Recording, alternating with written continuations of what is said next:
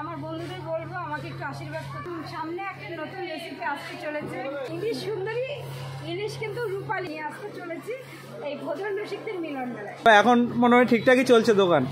এখন মোটামুটি ঠিকঠাকই চলছে, কিন্তু আমার বন্ধুদের বলবো আমাকে একটু আশীর্বাদ করতে, কেন শরীরটা মাঝে মাঝে খুবই খারাপ হয়ে পড়ছে। যেমন গত পরশুদিন হ্যাংলা স্টেশন থেকে এসে এবার কালকে আর দোকান খুলতেই পারিনি, অসম্ভব মানে ভীষণ হাত পায়ে ব্যথা ছিল, একটা জার্নির ক্লান্তি ছিল, প্রচণ্ড গরম। এবার আমি বলবো যে সবাই যেন আমাকে একটু আশীর্বাদ করে, আমি যেন একটু সুস্থ থাকি।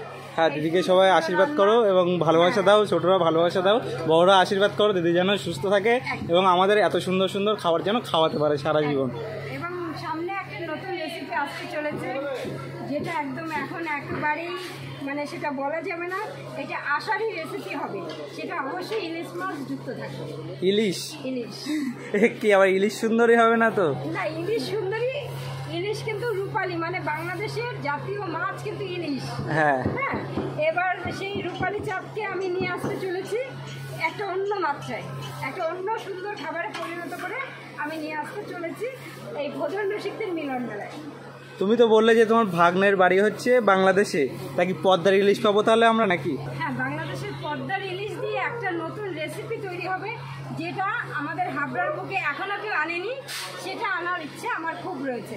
তার সঙ্গে আমার জামাই ষষ্ঠীতে ছিল চিংড়ি পোলাও, আমি খুব ভালো রেজাল্ট পেয়েছি, সেটা খুব ভালো রেজাল্ট পেয়েছি। প্রচুর লোকের জামাই টামাই খেতে এসছে। হ্যাঁ, এবার তারপরে মনে করেন যে চিংড়ি পোলাওটা এখনো আমাদের হাবড়ার বুকে কেউ আনতে পারেনি, এই ভোজন রসিকদের মিলন মেলায় কিন্তু এসে গেছে।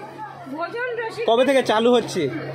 চালু হচ্ছে কবে থেকে টোটালি? মানে ভালোভাবে একদিন তো ইউজ করেছো, এবার ভালোভাবে চালু হচ্ছে কবে থেকে? ভালোভাবে চালু হচ্ছে, যারা যারা খেয়ে খুব ভালো রেজাল্ট দিয়ে গেছে, হ্যাঁ, তারা যখনই আবার একটা করে অর্ডার করবে, কারণ চিংড়ি মাছটা তো অনেকটাই মূল্যবান, এবং আমি এখানে মাংসের থেকে মাছের রেসিপিটা আমার বেশি চেষ্টা করব, কারণ মাছের রেসিপি এখানে কেউ তেমন একটা, হ্যাঁ এখানে সব চিকেন বেশিরভাগ সব।